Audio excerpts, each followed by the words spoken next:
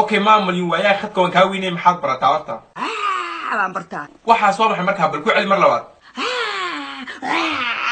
اوكي adoo yiri istaagtin man tusi kartaa macnaha sir jooga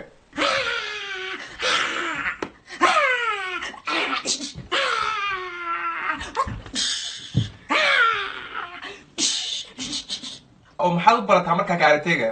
naftayda inaan difaacdo okay waxa jira naaga badan oo ku mashquula markaa naagaha ku mashquula adu maxaad ku oran lahayd naagaha isku mashquulayo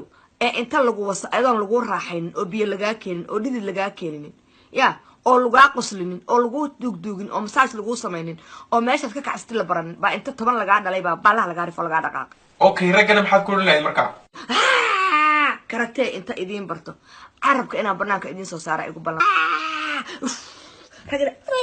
look balaha idin ka wada rifaya kulligiin okay waxa jirta su'aal yar dadku isweydiiyaan oo ragga Soomaalida maxay raadiyaan marka aad ma noo sheegi kartaa waxa ragga Soomaalidu raadiyaan nin Soomaali sil bala daba dhiga sil raadi silku ku mudaana waa birq ku dhibcinaya uu rimaya naag Soomaalina rinnin bay rabtaa iyo gus taas u wareegaysa waa maana wiifto in gus lagu galiyo hatta raaxada ma taqaanaa hatta sida la isu raaxeeyo ma taqaanaa arnaagtay taqaana meesha laga kacsado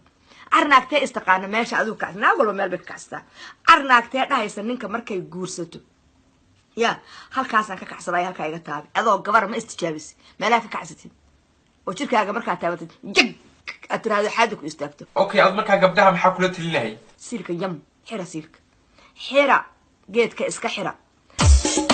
أنت قصير وأنا طويل ولكن جميلة كقاب نور